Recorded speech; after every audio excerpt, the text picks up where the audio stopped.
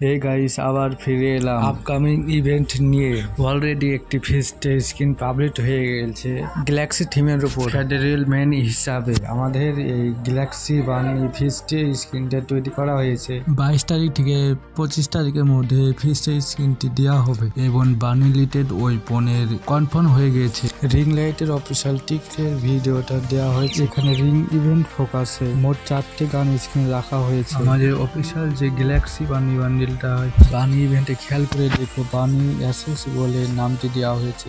বানি অ্যাসেসিয়ান বা বানি টোকেন টাওয়ারের মাধ্যমে দেওয়া হবে। টোকেন টাওয়ারে মেন রেড হিসাবে গ্যালাক্সি বানি বান্ডিলটা দেওয়া হবে। তোমরা যারা নিচে যাও তারা ডায়মন্ড গুছিয়ে রাখতে পারো। OB51 আপডেটের পর ক্লাসিক স্কোয়াডে 3টে বান্ডা মারার পর যে লাস্টে একজন থাকবে তাকে মারতে পারলে ঠিক এমনটাই দেখাবে।